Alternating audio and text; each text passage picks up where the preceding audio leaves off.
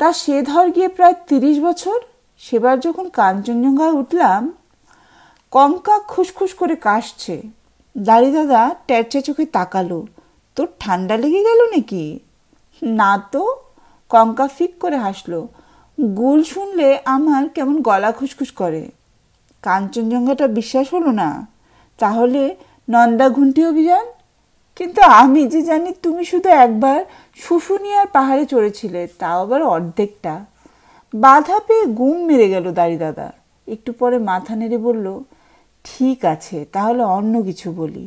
Dracula চলবে কিংবা vampire? রক্তচোষা বাদুরের ভয়াল কীর্তিকলাপ?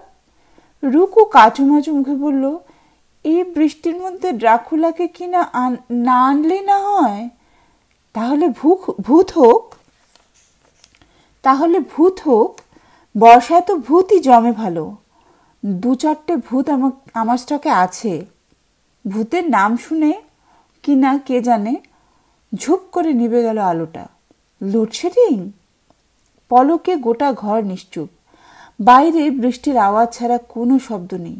একটু পরেই কঙ্কার ক্ষীণ গলা শোনা গেল, ও দাড়ি কাকু, কি করছো কি? মোমবাতিটা জ্বালো না।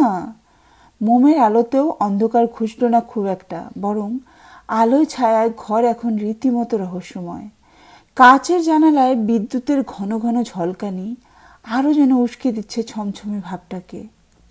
দাড়িদাদা গুছিয়ে বসেছে, গলা ঝেড়ে বলল, এবার তবে শুরু করি? ট্রিকু কঙ্কামাসির গা ঘেঁষে বসেছে, মিহি স্বরে বলল, বেশি ভয়ের না তো? না না, ভালো ভূত, কলকাতার। দাড়িদাদা ফের গলা ঝাড়ল। আমি তখন রেগুলার ঢাকুরিয়া লেকে আড্ডা মারি। সন্ধেবেলা ওখানে একটা ছোট দ্বীপ মতো আছে, ঝুলন্ত সেতু পেরিয়ে যেতে হয়। সেটাই আমাদের আড্ডার জায়গা। তা একদিন শীতকালে ওখানে গিয়ে বসে আছি, বন্ধুরা তখনও কেউ আসেনি। হঠাৎ দেখি হ্যাঙ্গিং ব্রিজ ধরে একটা রোগা লম্বা লোক আসছে। ব্রিজের ঠিক মাঝখানে এসে দাঁড়িয়ে গেল, ঝুঁকে জলে কি যেন দেখছে। তারপর হঠাৎই ঝপাং করে ঝাঁপ দিল লোকটা। রুকু বলল, তো এতে ভূতের কি আছে? আছে আছে।